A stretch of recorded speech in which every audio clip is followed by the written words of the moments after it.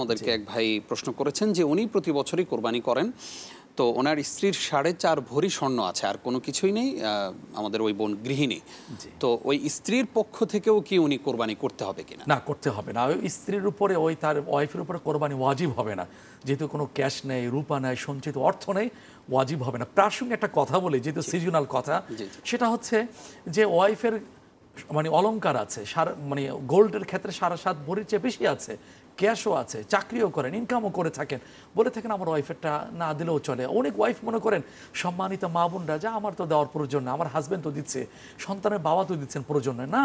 কোরবানিটা এটা একটা গ্রহণযোগ্য সংখ্যাগরিষ্ঠ ইসলামী স্কলারদের বক্তব্য হচ্ছে যে এটা স্বতন্ত্র ইবাদত, ইন্ডিভিজুয়াল। হ্যাঁ, নামাজ যেমন সবাইকে পড়তে হয়, স্বামী পড়লে স্ত্রীর হয় না, মা বাবা পড়লে এটা সন্তানের হয় না, খুব পেট যার, ক্ষুধাও তার, খাবারও তাকে খেতে হবে। কোরবানির এই যে আর্থিক ইবাদতটা যার উপর ওয়াজিব হবে তাকেই দিতে হবে। আর সম্মানিত প্রশ্নকারী এই ভাইয়ের এই ওয়াইফের যখন ওই নিসাব ক্রস করছে না, সুতরাং তার পক্ষ থেকে তার জন্য দেওয়া ওয়াজিব না। যদি নফল দিতে চান তাহলে তো এটা সওয়াব হয়ে যাবে, কিন্তু উনি বাধ্য না, তার উপর অবধারিত নয়। জি।